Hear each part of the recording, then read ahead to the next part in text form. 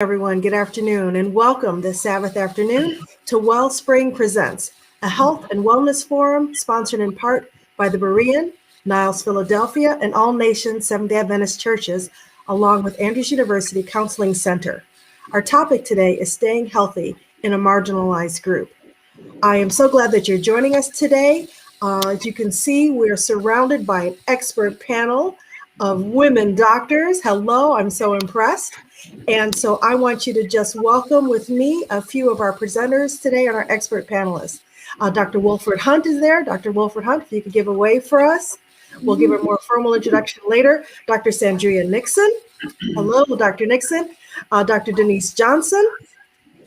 Thank you, Dr. Johnson, for joining us, along with Dr. Desiree Davis as well. Thank you so much for joining us. These ladies will be part of our panel as we go along today, along with our main presenter, Dr. Wilfred Hunt. So I'm just going to share a little bit with you about marginalized groups and our topic today. And as you are hearing various presentations today, I invite you to jot down your questions. You can type them in the chat. We will be addressing all of these questions in our question and answer period after the end of our main presentation. So please think about what you want to have answers to. So right now, today, as we think about and talk about marginalized groups, we're commonly referring to those that are systematically excluded from full participation in the American dream, such that it is. And consequently, those people struggle to improve their life situation significantly more than non-marginalized groups. The key to understanding what makes up a marginalized group is recognizing that there are significant disparities that exist for marginalized people in every aspect of their lives, specifically healthcare, employment, legal rights under the law, housing, and access to services. Today, we're going to be focusing on how that marginalization affects our health. The World Health Organization defines health as a state of complete physical, mental, and social well-being, and not merely the absence of disease or infirmity. It sounds like heaven to me, and I'm not sure we'll attain that this side of heaven, but until then, we're going to keep striving and discussing and looking for ways to reach that optimal health. And today's session, and in fact, all of the Wellspring Present sessions, are ways to help us to reach our optimal health. According to Healthy People, which is an initiative of the U.S. Department of Health and Human Services, health disparities are health differences that are closely linked with socioeconomic and/or environmental disadvantage. These disparities adversely affect groups of people who have systematically experienced greater obstacles to health based on their racial or ethnic group, religion, socioeconomic status, gender, age, mental health status, cognitive, sensory, or physical disabilities, sexual orientation or gender identity, geographic location, or other characteristics historically linked to discrimination or exclusion. These health disparities largely stem from underlying inequities in the conditions in which people are born, grow, live, work, and age, and are referred to as these social determinants of health. They're shaped by historic and contemporary policies, disparities in health, and the determinants of health are often avoidable. So here's a few examples of some of these health disparities as listed in a health disparities report for 2021. Black and Indigenous women are 2 to 3 times more likely to die from pregnancy-related causes than white women, and this disparity increases with age. In 2018, Black patients were 30% more likely than white patients to die prematurely from heart disease. LGBTQ patients face health disparities linked to societal stigma, discrimination, and denial of their civil and human rights. Elderly LGBTQ individuals face additional barriers to health because of isolation and lack of social services and culturally competent providers. Over the last year, Latino food and agricultural workers experienced a nearly 60% increase in deaths compared with previous years. The increase for white workers was just 16%. And of course, we can't talk about health disparities and health outcomes without talking about the COVID pandemic. While COVID rates have decreased significantly in the recent past from this peak, we're now seeing an uptake in infections and death rates. Everybody get vaccinated, please, get vaccinated. And while many people are eager to put the pandemic behind them, it has inflicted wounds that won't heal easily.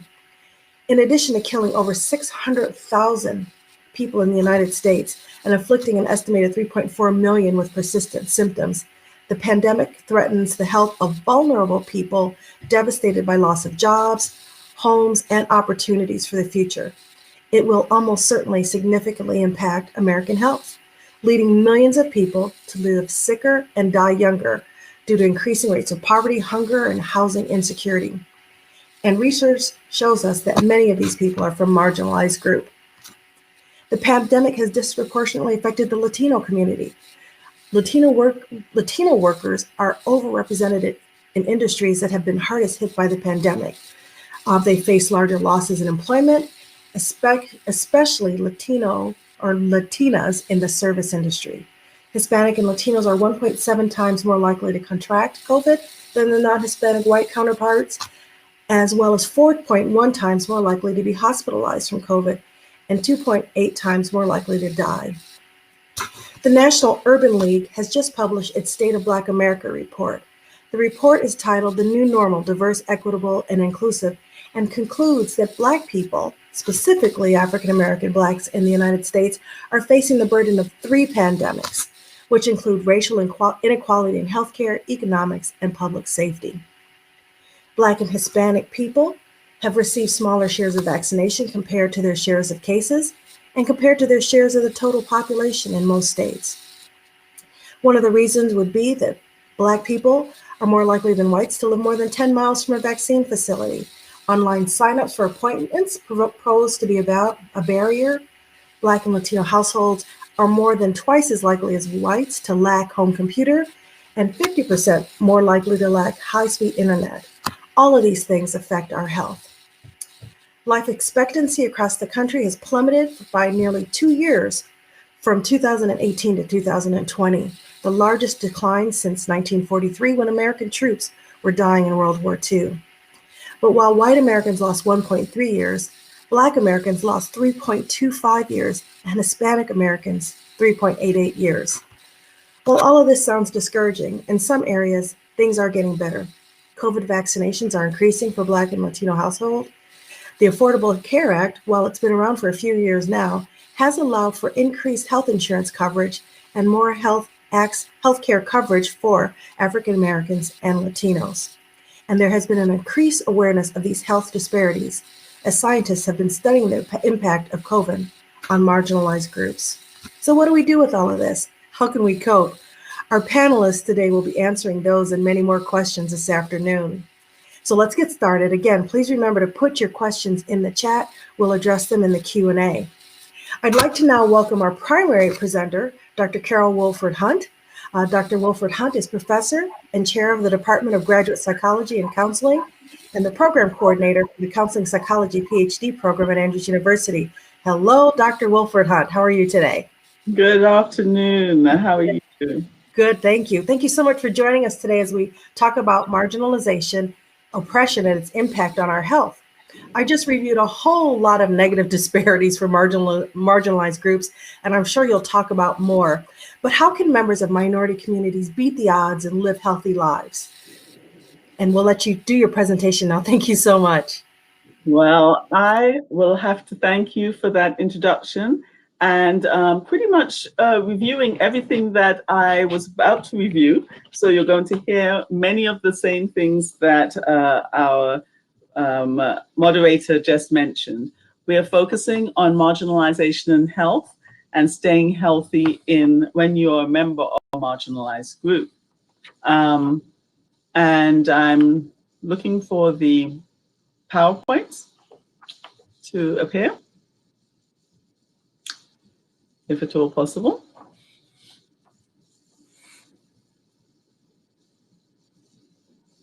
No, okay.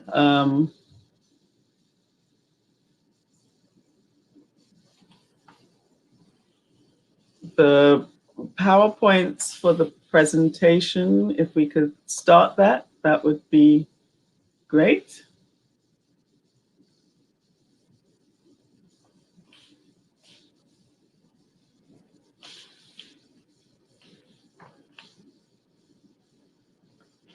Okay, it seems like if we are having some technical problems, difficulties. So I'll just keep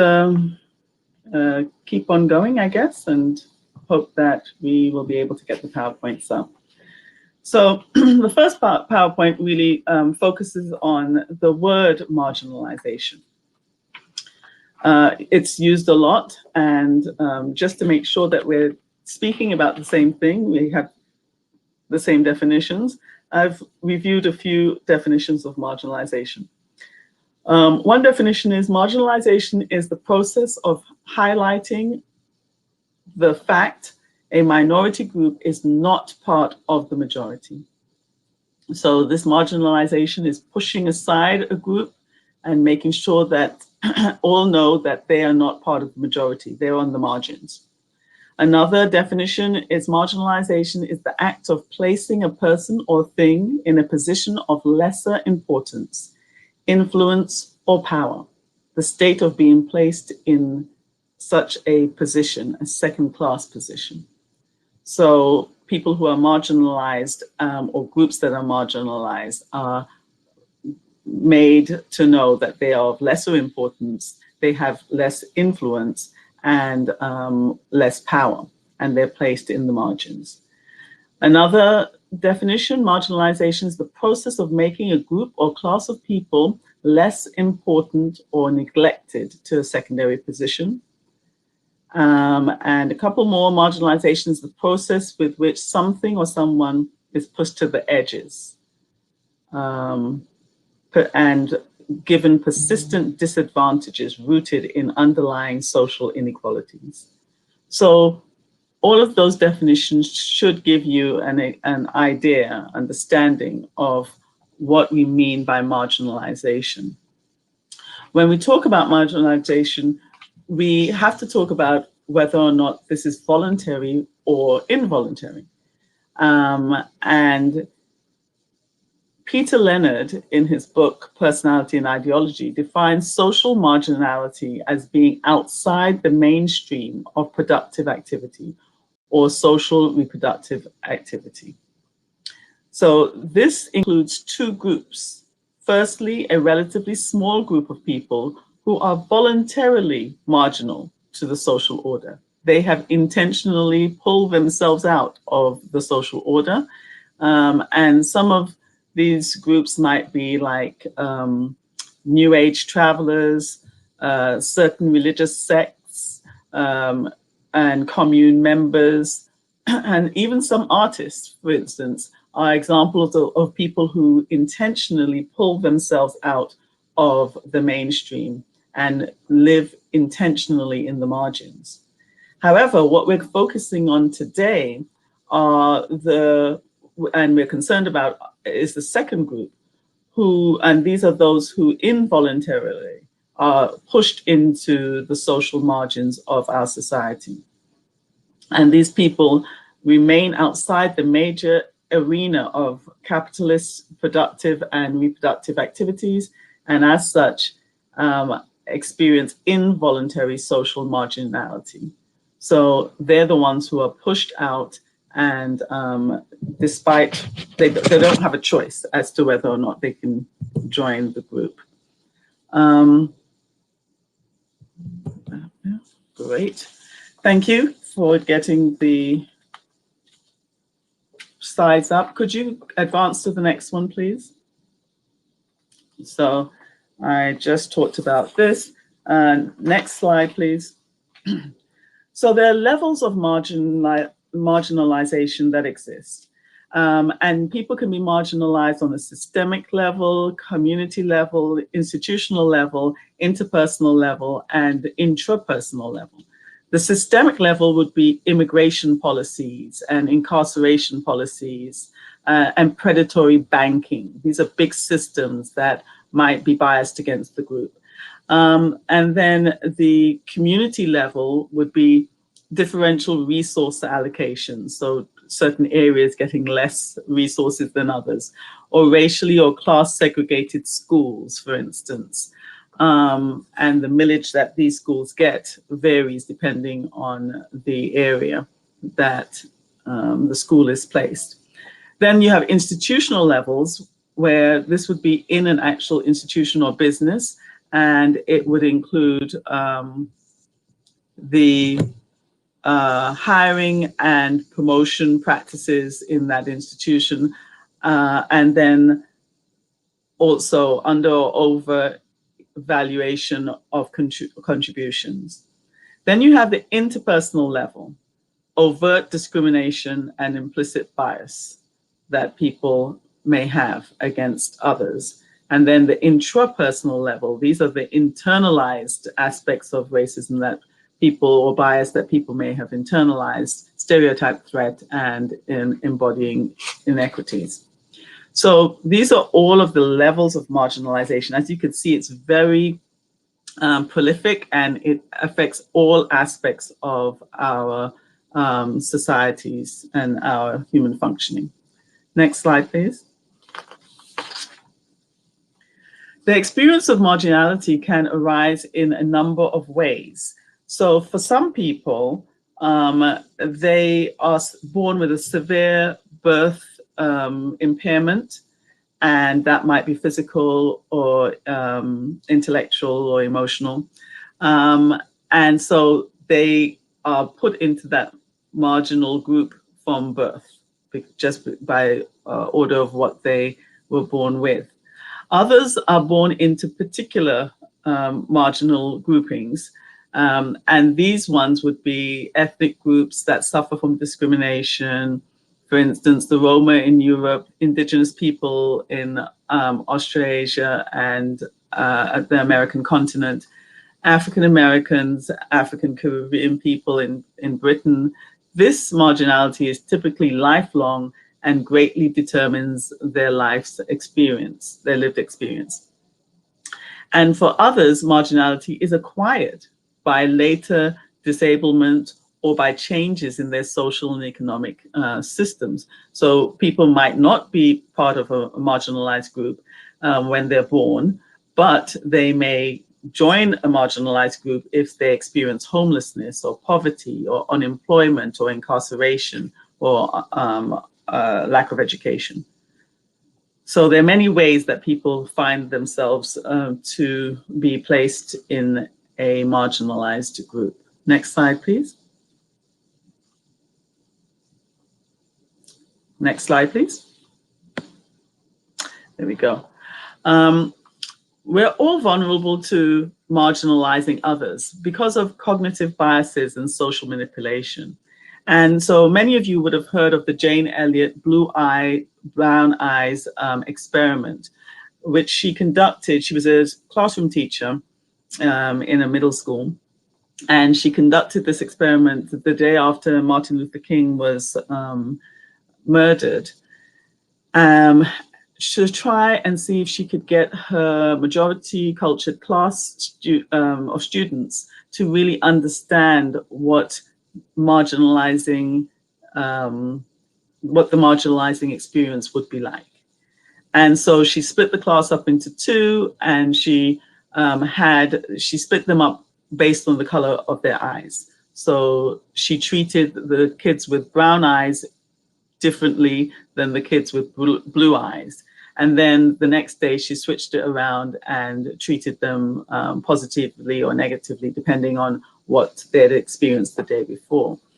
And it was really groundbreaking research, because it shows us that really we all, given the right environment, will preference ourselves and marginalize others. The people who were in the group who was being privileged at the time, they enjoyed that privilege and didn't feel much for the people who were not in the privileged group. And then when they were underprivileged, they felt really, really badly. But the people who were underprivileged, you'd think that they would have then felt a little bit badly for the ones who were now in that group because they had experienced it, but not so much. Once they got the privileges, they felt good too. And so the kids were able to talk about what it was like to be in the group that was being marginalized and underprivileged versus what it was like to be in the group when it was being privileged. So Jane Elliott did a great job in helping us understand that we're all vulnerable to this. And this was on a classroom level, but this is what's happening in society, that we have different levels of access, privilege, and inclusion. And most of us sit in that space and we feel fine about it, and are not aware of all of the people who are not privileged in that way or not included in that way. So that is part of the reason why marginalizing happens and marginalization is so prevalent. Another thing that I wanted you all to just spend a minute looking at, if you take a good look at the length of these parallel lines to the right of the page, which one appears to be longer? As the write-up said, if you are a quote unquote normal human being, the one on the right, on the left, appears to be longer than the one on the right. But for many of you, you'll know that this is an optical illusion, and that both parallel lines are exactly the same length. This really shows us that, once again, we are susceptible to cognitive biases. The way we work our eyes, and the way that we experience reality is not perfect. And our neurologic makeup will have us understand and see these things in a certain way, but when we actually investigate closely, we're like, oh yeah, that's actually the same length. We also engage in what's called categorical thinking, which also contributes to us often misunderstanding or misrepresenting certain groups and certain information. So basically, marginalization exists. There are many marginalized groups, and we are part of the system that creates and maintains the marginalization of others. Next slide, please. So here are some of the examples, and Debbie had mentioned some of them at the beginning. Examples of marginalized groups then tend to be women, ethnic groups, low socioeconomic status, poor or low income, people with differing abilities, the elderly, homeless people, unemployed people, sexual minorities, the under or uneducated, immigrants from certain countries, migrant workers, refugees, asylum seekers, mentally ill people with disabilities, incarcerated individuals, felons, people with criminal records. I mean, the list can go on and on and on. You just have to think of any of the people who society, the general American society, doesn't value or marginalizes in many ways, and they would be able to join this list. So they're more than enough. And I saw a quote which was quite interesting. It said, if you were to put together all the marginalized groups, it would be the marginalized, they would be the majority. But they're not the majority, obviously, in power, but they would be majority in numbers, because there's so many ways that people can be marginalized by our society. Next slide, please. So the impact of marginalization on health. Centers for Disease Control, their morbidity and mortality weekly report is one place where you can get a lot of data on health and other measures of well-being. Next slide. So one of the things that they mentioned and they keep track of is to do with Black persons ages 18 to 64 are at higher risk of early death than white persons. So there's premature death that just by being part of the Black community puts you at greater risk for premature death. Next slide. Black persons ages 35 to 64 are 50% more likely to have high blood pressure than white persons in the same age category. Next slide. Black persons ages 18 to 49 years old are 2 times as likely to die from heart disease than white persons in the same age grouping. Next slide, please. Black persons who have the highest death rate, or Black persons have the highest death rate for all cancers combined compared with white persons in the American society. Infants and maternal death. Black infants are 2 times more likely to die before their first birthday than white babies in America. And Black women die 3 times more often giving birth than white women. And this is the pregnancy-related deaths per 100,000 live births. So these statistics are quite jarring when you see how the impact of marginality and marginalization on the groups. Next slide, please. Black Americans are also almost twice as likely as white Americans to lack health insurance, according to the US Bureau of Labor Statistics. And obviously, health insurance is going to be connected to your ability to get health care, preventative care, and treatment. So that adds to the circumstances being as dire as they are.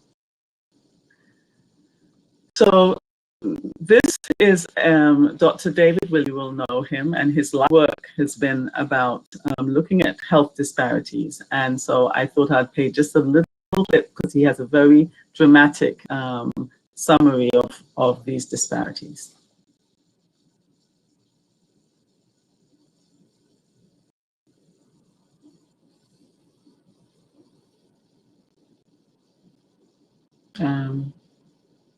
This is a 60-minute, when he appeared on 60 Minutes, but we're not hearing it. I don't know if anybody else is hearing it, but I'm not hearing it.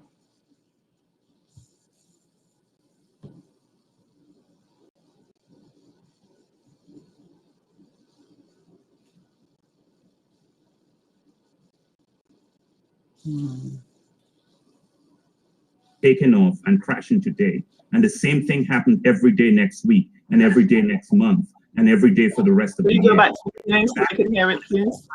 When we imagine a fully loaded jumbo jet with 220 passengers and crew taking off and crashing today. And the same thing happened every day next week and every day next month and every day for the rest of the year. That's exactly what is occurring when we say there are racial disparities in health in the United States. Over 200 Black people dying prematurely every single day.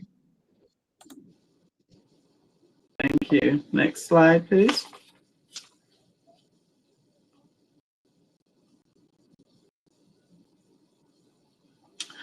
So now that we know some of the stats, and they do sound very grim, what can we do about this? Next slide, please. Before you start this is this is a really dynamic duo. Morgan Dixon and Vanessa Garrison. They have a great TED Talk about what their experience was and what motivated them to take this step that they've taken. But the TED Talk was too long to put on this in this presentation. So I will just summarize basically what they did. They went through the health statistics for Black women, African American women in the US. And they are as grim and sometimes even more grim than the statistics we've already said. In many of these measures, Black women are suffering the most with all of these measures. So whether it's obesity or diabetes or early death, Black women are not doing well in these chronic illnesses, and then early premature death. And I think it was Morgan Dixon, the one on the right of the screen. She had 3 deaths in her family of cherished women in her family. One was her grandmother, and then one was, I think the other 2 were aunts, who died, one at 55, one at 63, and one at 65, something like that. And it was just tragic that their lives were cut short. The grandmother combed her hair the night before, and then the next day never woke up. And then the others died of heart disease and chronic, I think, diabetes as well. So she then tried to work out, well, what is the life expectancy for people, women in my family? And she worked it out that it was about 65. And she thought, this is terrible. What am I going to do about this? I've got to make a dent into this. I know that Black women in general, and then Black women more specifically, they take on the load and they take the responsibility of raising everyone and taking care of everyone and nurturing everyone. They grieve for the loss of life in the Black community. They help out and motivate others to keep on going. But in so doing, they never really take care of themselves. And so that's why the obesity issue is so great. And so she started thinking along these lines and thinking, well, what can we do that would be a grassroots activity that we can get everybody involved in that would actually have an impact on Black women's health? And so she teamed up with Vanessa Garrison, and they started this, this organization that is encouraging everyone to walk. And in so doing, they'll heal themselves emotionally, but also physically, so that people can attain better health status within the Black community. So now I'm gonna ask the tech person to start the video, please, and we'll hear about their organization.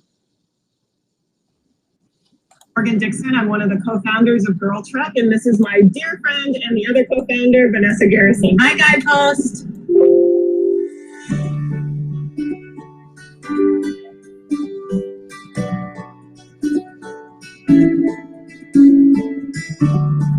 So Girl Trek is now the largest health nonprofit for Black women in the country. It's 80,000 women strong. We are walkers across the country who every day commit to walking outside for 30 minutes a day as a declaration of self-care, love, outright rebellion against anything that causes disease, sadness, heartache in our lives. So Girl Trek is a movement that is really rooted and grounded in civil rights history and principles, and in Black history as a way and means to inspire Black women to action. And we were personally really inspired by so many different stories, especially the story of Harriet Tubman. She is a woman who walked herself to freedom and then came back many, many times over to liberate her friends and her family. And she serves as an example to the women in Girl Trek, to the power of what one woman can do to change course for her family, for her community, for her history. And we tell the women who walk with Girl Trek that we can also do that same thing, and we can be beacons of light to our families and communities right now today. So people always ask us, is Girl Trek a walking organization? And we always say, no, it's actually not a walking organization. It is a radical campaign for healing in our communities. It is a commitment to both heal yourself and to inspire your friends and family. We walk, but we also reclaim the streets of our neighborhood. We inspire our daughters by standing as healthy role models. We commit to being out in our neighborhoods and to standing standing up for the things that we believe in. So it's so much bigger and so much more than a walking organization. And it's something that we want everybody out there who's listening to our voices to know so that you can be inspired to join the movement. It is a tradition that our mothers did, and their mothers did, and their mothers did. And in fact, my mom, when I was little, used to sing the song, "Walk with Me, Lord," all the time. And so for us, getting outside and walking is not only a rite of passage for your journey and healing, but for us, when we do it together, you know, the Bible says where 2 or 3 are gathered, you know, we really feel a strong spiritual connection to that. So Vanessa and I, as friends, a long time ago, we just held each other up. We said, "You're our sister's keeper." And now, 80,000 women later, we all hold each other up in a bond, in a spirit, you know. The Bible says we wrestle not against flesh and blood, but, you know, this is a spiritual game, and we have to keep our spirit game up. So that's what we do. We pray, we walk, and all of those values run really deep in our organization. So we are so, so grateful to be a part of this Guidepost community. But if you're at home right now, how does Girl Trek work? It's so simple. You just go into girltrek.org, you take the pledge. Then you literally lace up your sneakers, go out of your front door, and go for the very first walk ever with Girl Trek. You can find a walk near you by putting in your zip code, or you can join your Facebook page or your city. That's how it works. So the goal of Girl Trek is really to rally 1 million Black women and girls by 2018. The reason we're going to rally 1 million Black women and girls is because we want to mobilize a critical mass so that we can start to change the culture, we can start to create healthy role models, and we can change the very fabric of what our communities look and feel like all across America. So that's our goal. So come on, girltrek.org, take the pledge. We need you. We need as many women as possible. We're at 80,000 now. We'll be at 500,000 by next year. You just watch us work.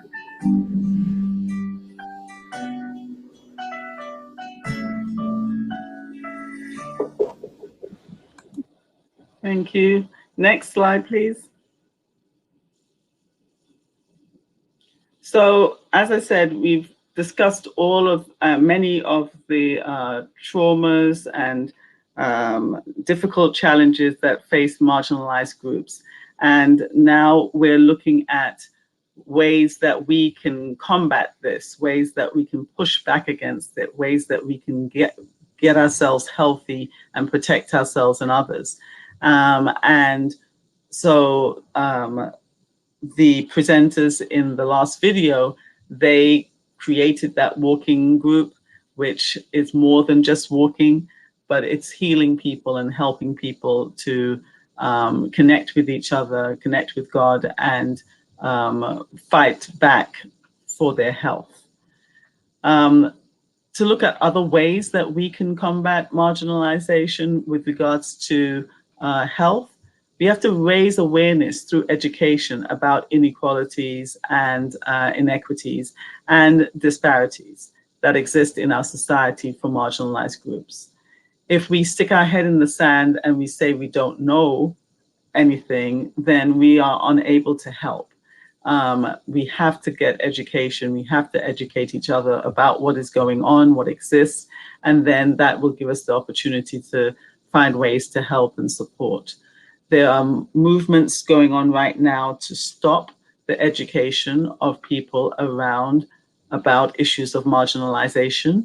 Many of you may have heard of the debate about critical race theory, and that it's really just something that's trying to tell people to hate each other, and they're now outlawing and banning the teaching of this theory, but it's really the teaching of the history of what's been going on and how marginalization has occurred in our country and still exists.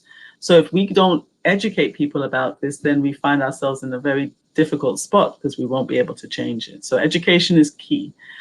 Becoming an ally in the equity and inclusion movement of the socially marginalized groups, e.g. join a political group, join a religious group, join a humanitarian group, social group that can help and reach out to the marginalized groups and maybe even make changes in our society so that people won't be marginalized. And then each one help one. Reach out to someone who is in a marginalized group and provide support. They're all around us. Many of us are in more than one marginalized group, and we all know somebody who's in one. So it's just a matter of reaching out and supporting and helping. The quote that's on this slide that I really like the forgetting of the history of marginalized groups is both a cause and effect of their marginalization. If we do not remember the history, we're doomed to repeat it. So educate, become an ally, and reach out and help others. Last slide, please. And I believe that this is greater than just a social responsibility. There's a Christian mandate for the care of the marginalized. And many of you will know this text. It's from Matthew 25:35 through 36.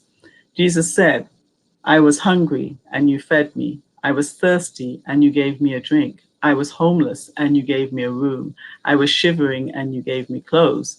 I was sick and you stopped to visit. I was in prison and you came to me. This is the version, the Message Bible version. But I think it's very clear that as Christians, we need to be reaching out to the marginalized because they are Christ's own as well. Thank you very much. Thank you so much, Dr. Wilford Hunt. We really appreciate your presentation.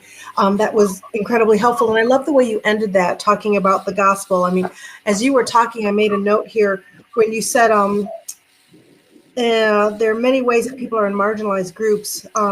We all, given the right environment, will preference ourselves and marginalize others. That I just found that really striking, that it sounds like sin at its core to me. I don't know that we're going to preference ourselves.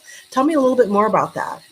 Yeah, I mean, it's just a natural inclination which may be sinful, but we are into self-preservation. Mm-hmm. And we are socialized in our society right now to be very individually focused. It's all about self.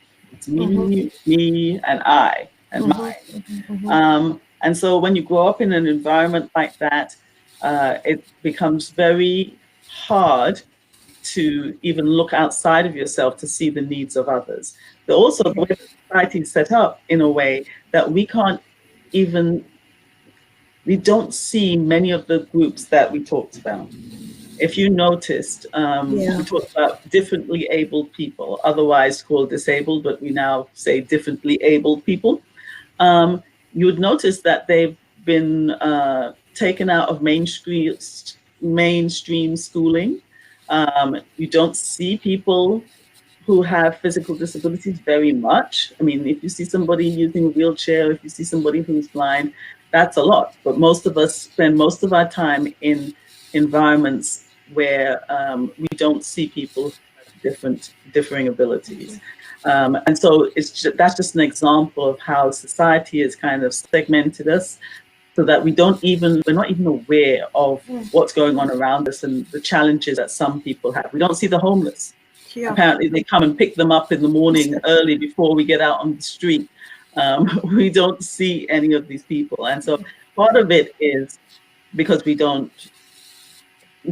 part of it might be a personal thing that we're not doing what we need to do. But part of it is societal. It's structured in a way to make sure that we stay blind to it. And we have to be intentional about knowing about this stuff. Yeah. All right, thank you. Let's grab our other panelists to join this discussion. I think there's a lot to be said here. And I'm going to start with Dr. Davis. Dr. Davis, if you could just introduce yourself to us, tell us a little bit more and what jumped out to you with Dr. Wilford Hunt's presentation.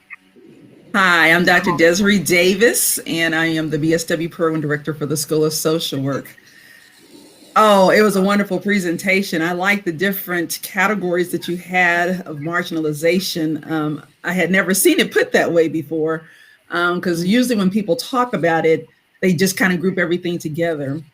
But marginalization is so many different things. And I think that when I think of Black women, in particular, I think of like what you said, that so many of them are suffering along with the Hispanic women, Latina women, because they're taking care of their families, they're working, they're trying to do so many different things that they're not taking care of themselves. So giving, the whole solution with the Girl Trek, that is just wonderful, because so many times women don't know what to do in order to cope, to live a better, healthier life. And not only that, we need to teach people how to, experience the 8 laws of health, that whole New Start program, what is really eating us. If we don't eat healthy, if we don't get the rest, don't get the sunlight, the air, be temperate, trust in divine power. If we don't do all of those things, then, we can never prosper and have healthy lives. And another thing I think is to look at how history has led us to the point where we are. We're almost going full circle when we think about slavery and how marginalization, segregation has almost come full circle in the sense that when we think of job loss in the, communities of color, when we think of people who are not educated the way that they need to be so that they can have the secure jobs that they need to support their families. It's just almost come full circle. So I think that we need to look at as a Black community ways that we can uplift our people in our community and really help them cope. I believe in teaching people how to cope, and I think that's an area that we could definitely grow in. Okay, thank you so much. Thank you. We'll be coming back to you, Dr. Davis, so hang on a moment here, please. Thank you. Dr. Johnson, welcome. And if you could just introduce yourself and tell us what kind of jumped out to you in Dr. Wilfred Hunt's presentation. Thank you so much for having me. Fantastic presentation. As said, I'm Dr. Denise Johnson. I am a practicing pediatrician in St. Louis, Missouri. On the medical staff or the faculty staff of Washington University School of Medicine, as well as being a member of the medical staff at St. Louis Children's and Cardinal Glen Hospital. I've been in private practice for a number of years now. What struck out to me, I too agree about looking at those different categories of marginalization, especially striking is the intra-personal level. The sometimes how that racism, that marginal, I can talk today, how we are marginalized and it becomes internal. And we have the stereotypes that are made about us that we internalize that. And as a pediatrician, I see children, and it's very alarming to hear small children engulfing that mentality that tends to then cause them to marginalize themselves. But what I also like what was going on with the young ladies that started the walking program. It tells us that there are little things we can do. A lot of times when we look at this whole system, when we started talking about this and preparing for this, I was like, well, what can I do? What can one person do? But one person, each person helping one person. I liked that. Okay, thank you so much. Thank you so much. Dr. Nixon, welcome. Thank you again. I know you're going to talk to us a little bit at the end about giving us some COVID updates, but tell us a little bit about, introduce yourself once again to our audience and just tell us a little bit about what stuck out to you in Dr. Wilfred Hunt's presentation. Thank you. Oh, you're muted. Oh. Yeah. I apologize. Thank I'm you. Dr. Sandria Nixon, family nurse practitioner, practicing in so many different areas. But currently, interestingly enough, I do see the underserved. I actually go into their homes, and we're speaking about Black and Brown people who are marginalized. And talking about Dr. Hunt, when you spoke about how some of these people are hidden and society does not see the poverty that really, really exists. I go into homes that are not only Black and Brown, I go into poor white homes, and we never see that. And it is alarming. It was not something that I was ever, exposed to. And it jarred me. So yeah, and they stay hidden. So that jumped out at me, Dr. Hunt. It's not, large on a large scale. Of course, it is the Black and Brown people, communities that suffer from systemic racism and all the things you mentioned. But there is another group out there that we never ever see, and it is alarming. Excellent presentation. Thank you. Thank you. Yeah. So, Dr. Johnson, can you just share with us a little bit about what you're seeing in your practice as you're working with kids? We didn't talk too much about that, but especially our marginalized Black and Brown children. What are you seeing in your practice, the effects of this marginalization, especially the pandemic, on our children? Well, we're seeing many things.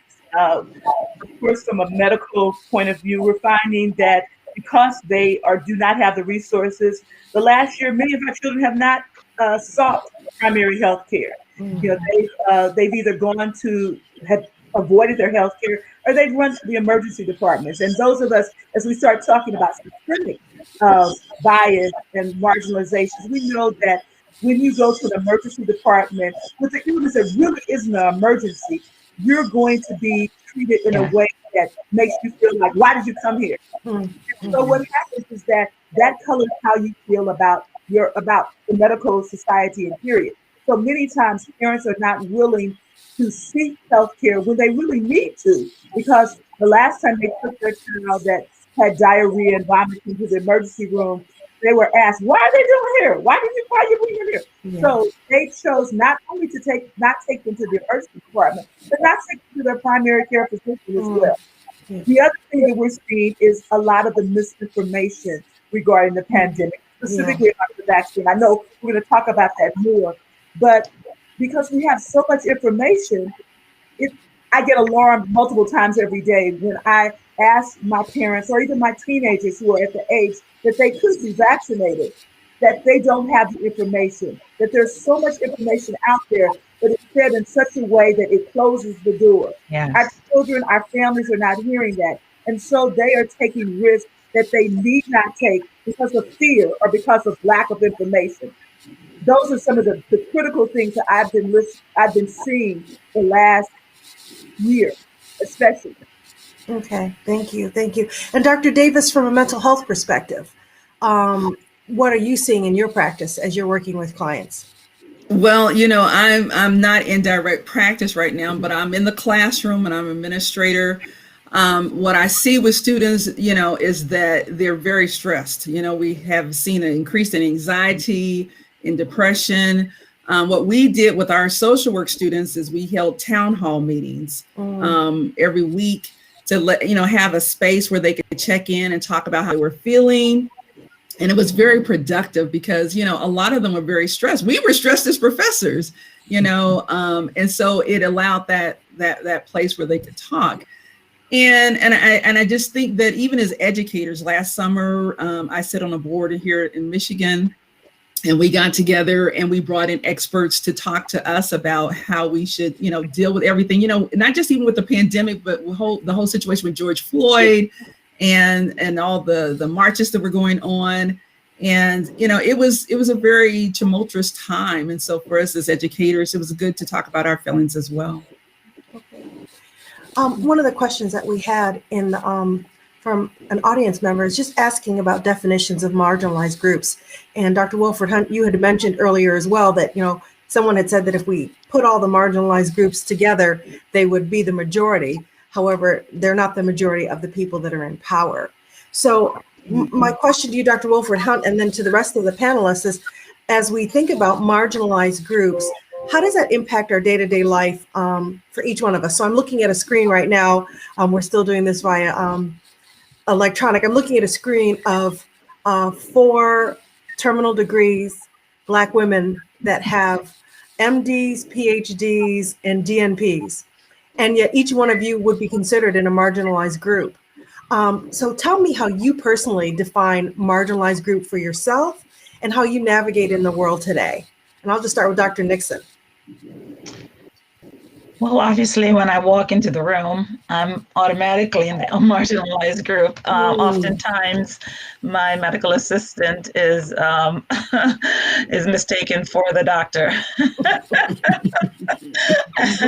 despite the fact that I have on a white coat. And but yeah, that doesn't really bother me. So initially, the initial impression is such. And once I, start speaking and giving my background, I usually give a small placard with my, my demographics and what I've done and so forth. They get comfortable. We lost Dr. Nixon. So she'll come back, I'm sure. But let's go to Dr. Johnson. How about for you? How do you approach being a marginalized person, yet a person with a lot of privilege? I think for me, it's not to forget who I am, not to forget the one, I'm a child of God. And number two, that from where I came from, I didn't come from a privileged community necessarily. I mean, definitely, parents that were working people and went to school and things like that. But one of the things that I decided to very early in life is that I decided that I would not do this interpersonal marginalization.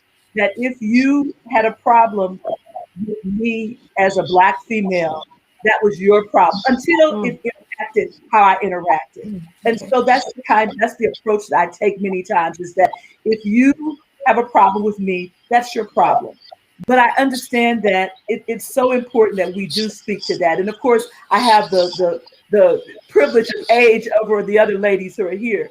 But I find that it is so important that we feel good about ourselves, because if we marginalize ourselves, we will be marginalized. And that we reach back to our children. I have many children in my office. When I first started a solo practice, I had children who had, got to 11th grade, like, I'm finished with school, I'm done. However, as I started saying, well, what are you going to do when you're growing up? What are you going to be? And they would, they'd say, whatever they said was the right answer. Sure. You want to be a police, you want to be a basketball player? Well, what are the things that basketball players have to do? What if the score is this or this? Can you do a three? Do you need to do a 3-point shot, or should you try to get a 5? That's why you need to know math. If you're a football player, do you know where the center of gravity is so that you can punt out? So I think it's important that as we encourage the next generation, that we empower them to feel that they can do what God has asked them to do. And many of them don't know about God, but being able to introduce them to our lives. Okay, thank you. Dr. Nixon, we're sorry we missed you. Sorry you dropped off like that. I didn't write it down, but I think you were in mid-sentence there. I apologize. I will not tell you what I did not do when I set my computer up. So anyway, yes. That's so, okay. Being in the marginal groups, and of course, being in the medical field, and having been a professional for all these many years, and going on an interview, and before you walk in, your resume or your CV is, they're in love with it before you walk through the door.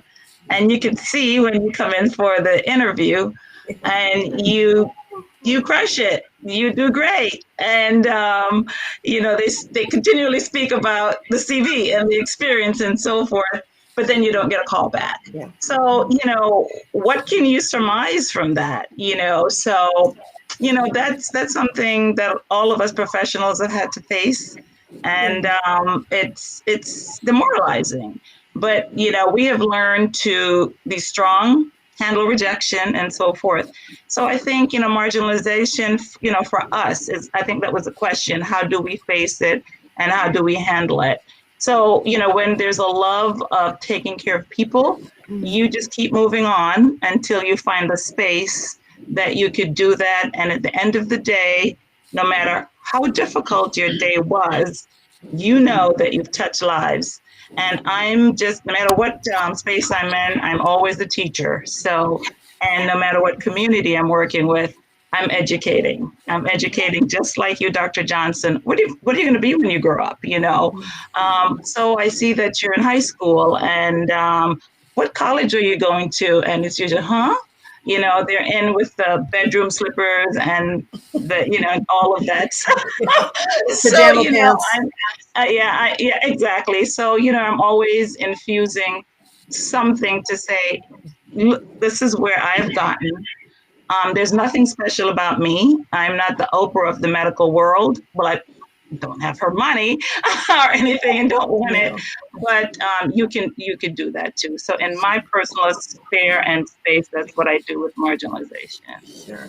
Dr. Davis, how about you? How does marginalization fit into your world and your background, and how do you deal with it? Well, I think how it fits in is, I like that Bible text. If God is for you, doesn't matter who's against you. Amen. Amen. So when people say less power and less importance, hey, I'm a child of God. And, you know, some years ago, my family and I went to the Lorraine Motel in the Civil Rights Museum in Memphis, Tennessee. And in the foyer, they had this sculpture, and it was these people climbing up a mountain, and they were reaching behind, pulling people up. And so that's my philosophy. I like to pull people up with me, and I just get to the top and say, oh, I've arrived nowhere, unless we've ever arrived until we pulled it up to the mountain where we are. And so by that, I try to mentor other people. A few months ago, I got a call. I'm on a board in Michigan, and I got a call from a colleague, actually an email. And she says, can you be a mentor for one of our PhD students? And I thought to myself, I'm really just too busy. I can't do this. But I said, I'm going to do this. And we did a Google Meet meeting, and it was an African-American young woman. And halfway through the conversation, she mentioned that she had attended Oakwood. And I'm like, oh my goodness. I said, you know, I'm going to be I just want to tell you right now, I'm going to be your mentor because I'm an Oakwood grad too, you know, and so that's what I do. And I mentor my students. I mentor, you know, other professionals. I have another PhD candidate that I mentor, another professional that every week I check in with them. I'm pulling people up, you know, with me. I've been with my Sabbath school students for the last 5 years. I'm mentoring them. We're going to Noah's Ark in a couple of weeks because I'm trying to get them to the next level. You know, it's not just about, it's about how can I, as my academy principal would say, raise it to the level of their consciousness. You know, how can we help other people? And so it's not about, it's about always, how can I reach back? How can I help other people? Yeah. Dr. Wolford Hunt, coming around to you. Yes. I wanted to jump in here. I think the issue of marginalization and multiple spaces where you fit. So many people are not in just one marginalized group. They are in several marginalized groups. But the system tries to push back, and they'll say, oh, look at you people, you all are successful. You can't acknowledge or even mention that you're in a marginalized group because you have succeeded, supposedly.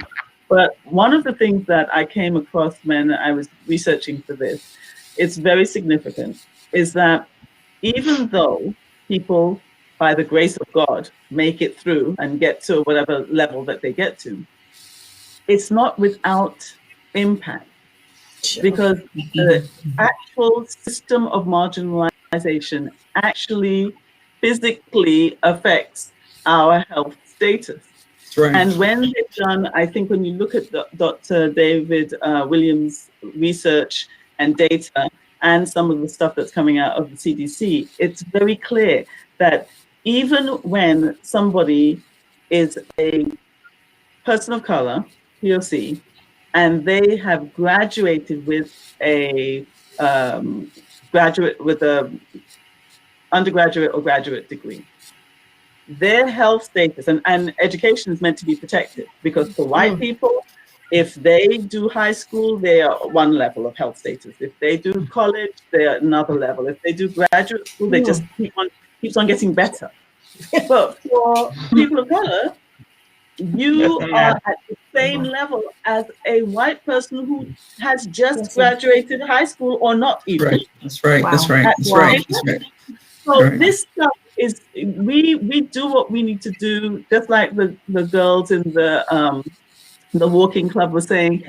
We bully through, we push through, but it's not without consequence. And that is why that's why our blood pressure, our cholesterol, our heart disease, diabetes, and weight, excess weight, all of this is the visible reaction to what Sure. we are pulling emotionally and having to deal with in order to survive. So Yes.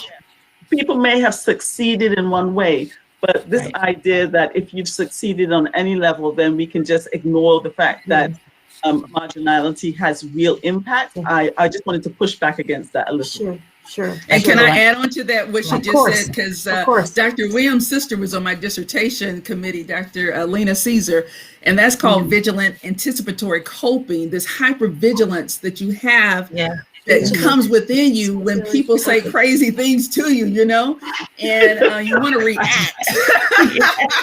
Oh, yes. You need to say that again. It. We internalize it, you know, and she's right. It's killing us. It's killing us. I need to hear that again. Vigilant, anticipatory coping. Okay. Yes. Wow, that is very powerful.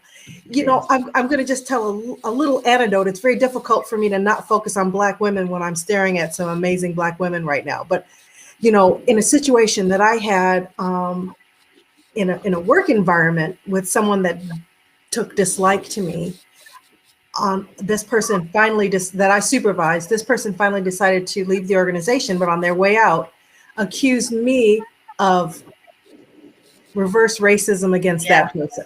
Yes.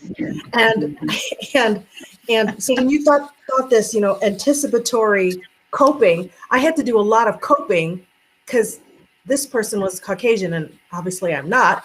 And the detriment to me emotionally, I mean, my blood pressure was, you know, sky high in dealing with this.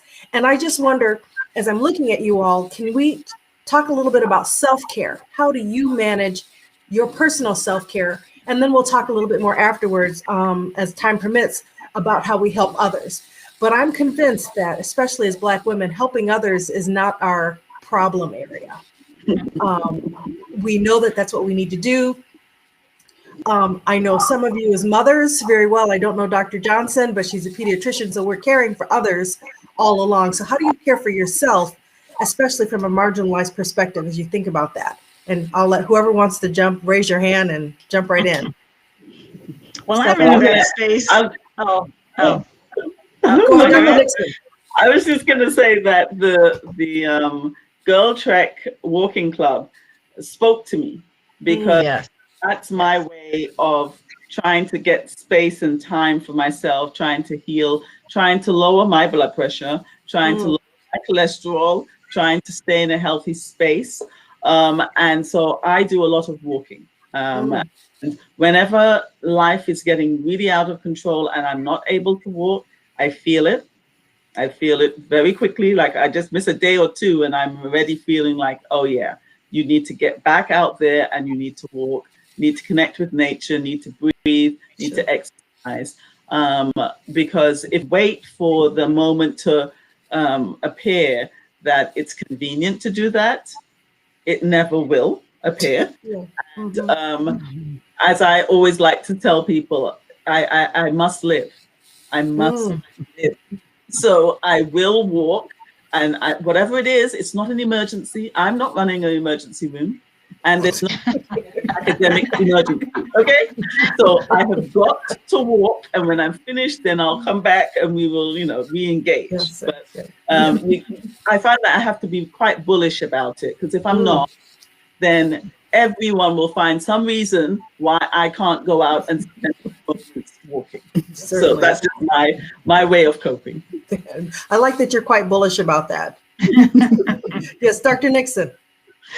Yeah, so I'm in a space now where all of these things that I preach, I'm not doing for myself. And I'm feeling it.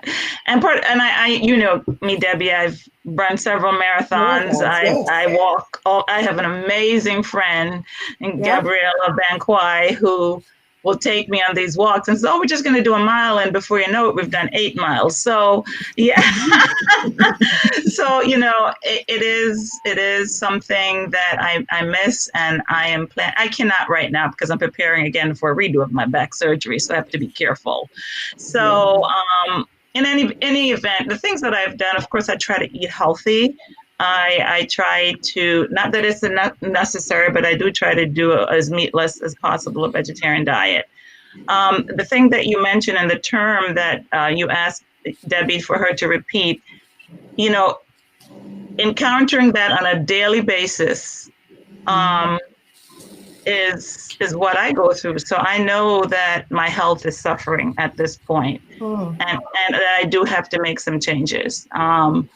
It's absolutely critical because I am in that space, and I'm going to say a couple of things later that, you know, our communities need to do in order to you know, with COVID. And I feel a little bit hypocritical, but it is my goal to get back there because walking, like you, Dr. Hunt, is where I find my peace. I can no longer run, I'm retired, but walking is that, and just unloading with my quasi therapist. So yeah, those are some of the things that I do.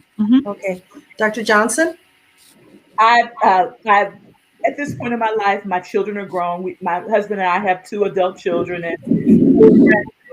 and so I find COVID, the pandemic, has been a blessing because I was doing crazy things. I mean, we would open up the office at 8:30, and you know, we took a 2-hour lunch, but part of that was doing paperwork or running to do rounds. And then I started doing urgent care, and my patients wouldn't come to see my nurse practitioner. They'd say, "Oh, I'll just come back tomorrow to see Dr. Johnson." So I would train someone to do urgent care that the patients were coming to. So then I let that person go, and I was still doing that. So I was doing some crazy.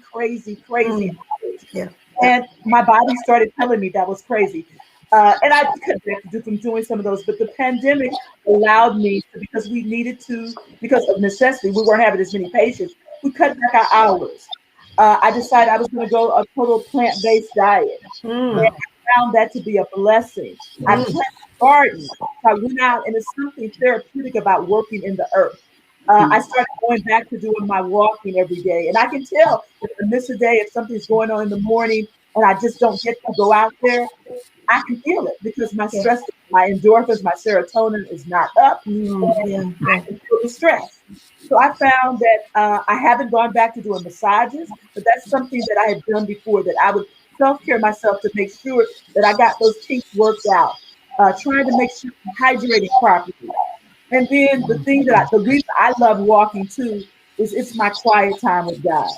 It's the time when I look and I see the trees and the squirrels and the water and the bubbling things. It's a park in my neighborhood that's a beautiful place in an urban area that is relaxing. And I just take my phone and I'll look at scripture or I'll read. And that's how it has regenerated me. And I feel, I mean, I want us to get back toward normal, but I don't think I want to go back to my normal. Okay. All right. Thank you. Dr. Davis, how about you in self-care? Well, the first thing I have to say is God. I just have to spend time every day with God. Devotional time. That is just primary for me. I love to walk, and I do that really well from about May to October, and then I fall off the wagon. And so what I told myself this time. All right. Forget the office hours. I mean, I'm going to do them, but I'm going to walk year round. Yes. Amen. Because we have a wellness center, so there's no reason why I can't exercise year round. And so I have made myself a commitment. I was out in Maryland a few weeks ago for my great nephew's graduation, and my niece has lost over 30 pounds, and she says she's just eating salads. Wow. And so at least one meal every day for me is a salad, and it's usually the last meal. So I usually eat 2 meals, sometimes 3, but Sabbath I only eat 2 meals. So the last meal of every day is always a salad. So I buy all kinds of healthy stuff to put in. It is so delicious. Oh, and then my emotional help, I have a couple of friends, a sister that I talk to when things stress me out, and they get me centered. And and I get the nails done and pedicure. I need to do the massage. I've been calling the lady, but she was out of the country. But I think that's really important to get that massage done too. Good. And my hair, I get my hair done. I go to a gentleman by the name of Lorenzo Davis, who's really good here in South Bend, and so I get my hair done. All right, shout out to Lorenzo. Shout out to Lorenzo. So, ladies, as we start to wrap up here, one of the things I'd like for each of you to think about is for those people that are members of marginalized groups, what can you recommend as maybe just one tip for advocating for yourself?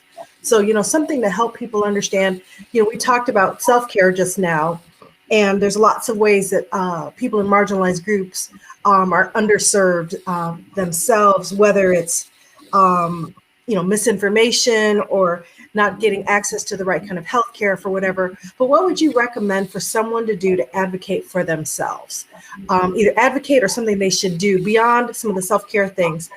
For example, I read an article that said medical transplants, people from marginalized groups, especially Black and Latino people, are overrepresented on the medical transplant list, but they have lower rates of transplant. It's just an interesting stat that I found, and I'm not sure that that's a good example of how you would say to someone, you're in a marginalized group, okay, but what you should do. Does that sound? I'm just looking for ways to give people something to hold on to and something to take away from our conversation today, that this is what you can do to help yourself and your health. And it may be as easy as taking a walk, but are there some things that people can do to advocate for themselves in the healthcare arena? I think, continuing in that vein of the transplant list, because I worked in endocrinology for about 7 years. We had a lot of, in our group, our marginalized group, non-compliant diabetics. All people were non-compliant, but in our group, when the world gets a cough, we get pneumonia. So mostly dialysis patients, amputations and so forth. So let's say, for example, that they were going to get a kidney transplant. There's so many criteria that you have to jump through, so many hoops. You cannot smoke, you cannot have alcohol, you can't, they test you like regularly. So so if you don't smoke, don't start. If you don't drink, don't start. And if you have diabetes, then famous rapper just died yesterday from non-compliance dealing with diabetes. Preventable death, I think, and I feel so sorry for him. But being compliant with your diabetes, please take your medicine. Don't put your head in the sand. If you have it, take your medicine. Do what your provider tells you to do. Dr. Johnson? I think it's really important for us, for our community, to take the advantages that they do have in healthcare. Mm-hmm. Many of our patients, many of our families, especially when we're dealing with our children and their mothers, which really impact our life, is they do have access to health insurance. They have Medicaid, they have the different things, but many times they don't take advantage of it. And many times it's our fault because they've had such negative experiences that if they can avoid going to a healthcare professional, they choose to. But one of the most important things that they need to do is to have preventative health care. Just like we take our car to the mechanic, and our goal is for them to say, nothing's wrong, all you need is an oil change. We need to go in for our health care, and what we need to have our health professional say is, you're doing great. And a lot of times parents feel, at least I'm dealing with parents, and I'm sure adults do too, that when you go in and they say, oh, it's nothing wrong, you're fine, that they feel like they've wasted time or money. Yeah. But being able to be proactive with our health, and if you don't understand something, ask. What I tell my parents is that I think I speak plain English, but I realize that I probably speak Doctorese often. Yes. So yes. I will ask them, now, what did you hear me say? Right. Or sometimes I have my medical assistant go back in and check. And sometimes, even though I've explained things to me very clearly, it wasn't clear. So having people be proactive, and what they need to be comfortable with their healthcare provider, because if you feel like that person doesn't care, you're not going to ask. But we need to have our families ask questions. If you don't understand, ask, because there's someone who will answer that question for you. And if you're not comfortable with that healthcare provider, they're generally not the only one in town. Sure. Yeah, great. Thank you. Dr. Davis, from a mental health perspective, any advice for our viewers? Take charge of your life. It's on you. Only you can do it. Only you can make your life happy. Only you can bring yourself joy. Learn to say no. Guard your mind. Protect your joy. It's on you. You want to be happy? You got to make yourself happy. Nobody's going to do this for you. You got greatness within. Oh, thank you. Thank you. Yeah. Dr. Wilford Hunt. Yeah, and I would just add to that, take the initiative and reach out. I feel for the people on the panel and on the screen right now, one of our goals should be to advocate for others, because we're in positions where we have greater reach. We can advocate on a policy level and at an administrative level to make things easier for people who don't have that kind of access. But for people who are listening who may not have the kind of access that is represented on the screen, reach out to your friends and family. You have got more wealth around you, wealth of knowledge and experience than you would ever think. And do not let stigma, because I'm thinking about mental health issues, mental health issues, do not let stigma stop you from reaching out to get the support that you need. We've got African-American men dying of prostate cancer because they don't want to talk about it, and they can't do the test. And we've got children committing suicide and dying because they can't talk to anybody, they feel badly or whatever. There's a lot of stigma attached to marginalized groups, and that is a device of the system to keep things exactly as they are. So once you realize that you're being played, you need to work around that and say, no, it has to be somebody else who feels the way I'm feeling. Reach out so I can get the support I need. And you're not going to be able to just bully it by yourself alone. And for many of these mental health things, you need to have somebody who you can speak with, who you can open up with, and God has provided you a context. There's somebody there. Reach out. And I have another resource, therapyforblackgirls.com. So sometimes I hear, I only want to see a Black therapist. I had somebody call me the other day. I only want to talk to you. Therapyforblackgirls.com. And they'll get you set up with a therapist. Thank you very much for sharing that with us. Dr. Nixon? I was just going to add to what Dr. Hunt and Dr. Davis is saying.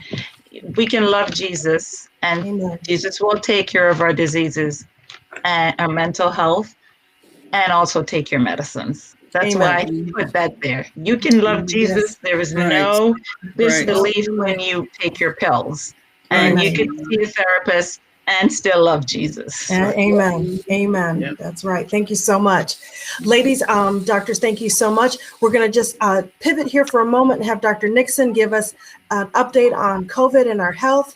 So just hang on, we'll wrap up. But Dr. Nixon, go ahead and take the camera and share with us some updates on COVID. Thank you.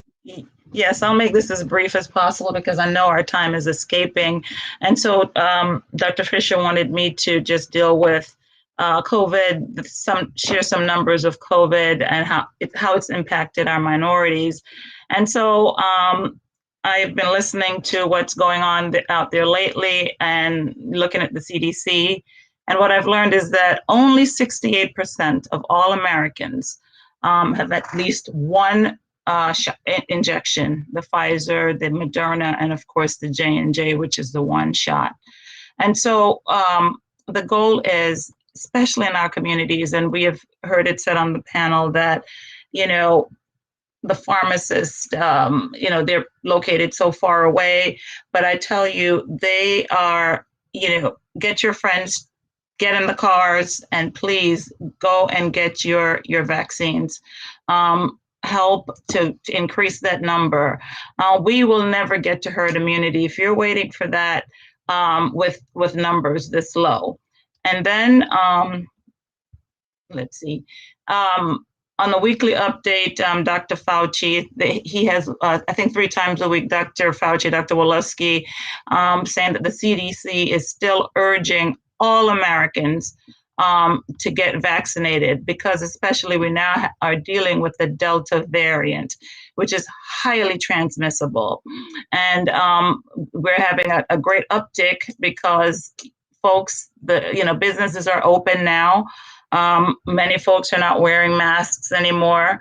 and so many are unvaxxed. And the illness rate and death rate is certainly peaking. So there is a correlation, people. There is a correlation for those who are unvaxxed and, you know, the death rate. 90%, 97% of all the infections are coming from the unvaxxed folks, and they're climbing.